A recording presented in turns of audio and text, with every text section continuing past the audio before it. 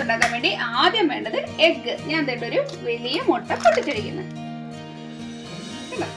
ഇതിലേക്ക് ഞാൻ 1 cup oil ഒഴിച്ചു കൊടുക്കുന്നു. ടേസ്റ്റിന് വേണ്ടി ഞാനൊരു 1/4 ടീസ്പൂൺ പെപ്പർ ചേർത്ത് കൊടുക്കുന്നുണ്ട് കേട്ടോ. 1/4 teaspoon sugar, 1/4 teaspoon salt.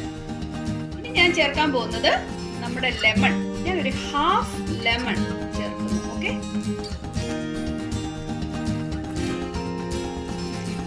Just lemon juice കേട്ടോ. ഇനി ഞാൻ ഹാൻഡ് മിക്സർ ഉപയോഗിച്ചിട്ട് ഇതിനൊന്ന് ബ്ലെൻഡ് ചെയ്യാൻ പോകണം. ആദ്യം നമുക്ക് താഴേന്ന് ചെയ്ത് തുടങ്ങാം. ഓക്കെ,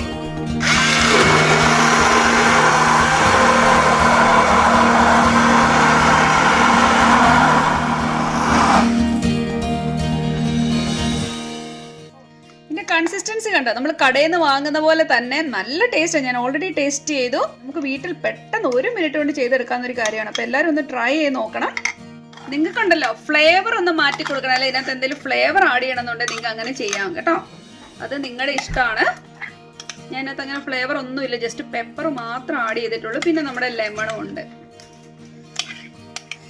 നിങ്ങൾക്ക് ഇപ്പൊ ഉണ്ടാക്കിയിട്ട് ഉടൻ തന്നെ ഉപയോഗിക്കാൻ അല്ല എന്നുണ്ടെങ്കിൽ, അല്ലെങ്കിൽ മിച്ചം ഉണ്ടെങ്കിൽ ഒരു എയർ ടൈറ്റ് ആയിട്ടൊരു കണ്ടെയ്നറിൽ വെച്ചിട്ട് നമ്മൾ ഫ്രിഡ്ജിൽ കീപ്പ് ചെയ്യണം കേട്ടോ.